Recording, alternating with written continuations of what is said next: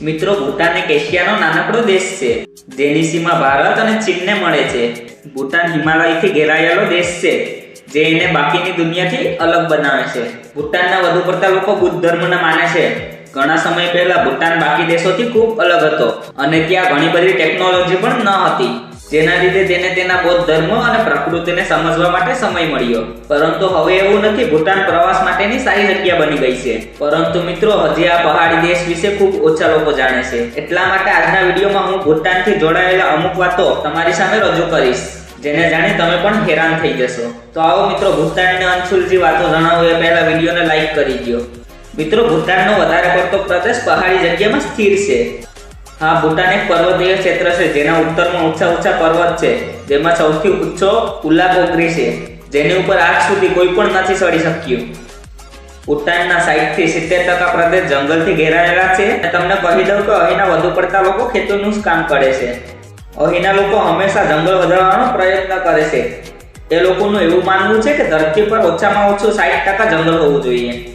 મિત્રો, તમને જાણીને અજીબ લાગશે કે આ દેશમાં વર્ષ 1977 સુધી વિદેશીઓને આવવાની મનાઈ હતી અને વર્ષ 1975માં પહેલીવાર વિદેશીઓને ભૂટાન ફરવાની અનુમતિ મળી.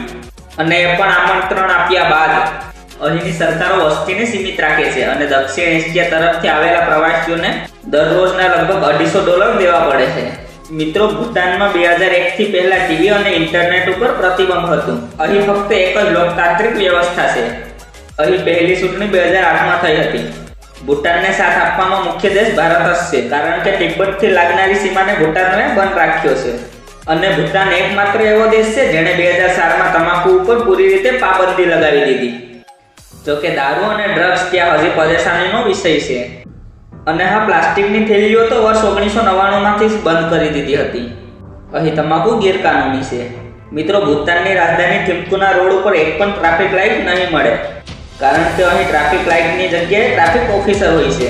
જોકે એક સમયમાં ટ્રાફિક લાઇટ અહીં લગાડવામાં આવી હતી, પરંતુ લોકોના વિરોધ કર્યા બાદ તેને ત્યાંથી હટાવી દીધી. ભૂટાનના 70% યુવકો બેરોજગાર છે અને TPPના પ્રમાણે ભૂટાન ગરીબ દેશોના ક્રમમાં આવે છે. ભૂટાનનો મુખ્ય ધંધો વીજળી છે. તે ભારતને વીજળી આપે છે. વીજળીની સાથે લાકડા, સિમેન્ટ અને ખેતીઓની વસ્તુ પણ વેચે છે ભૂટાનવાળાઓ. તો મિત્રો, તમને ભૂટાનની આ જાણકારી કેવી લાગી મને કમેન્ટ બોક્સમાં જરૂર કહો. અને મિત્રો, આ વિડીયો પસંદ આવ્યો તો વિડીયોને લાઈક કરી સાથે સાથે તમારા મિત્રો સાથે શેર કરો અને આ ચેનલ સબસ્ક્રાઇબ કરવાનું ના ભૂલતા, કારણ કે હું આવા જ્ઞાનથી ભરપૂર અને રહસ્યમય વિડીયો આપણે સરળ ગુજરાતી ભાષામાં બનાવતો જ રહું છું.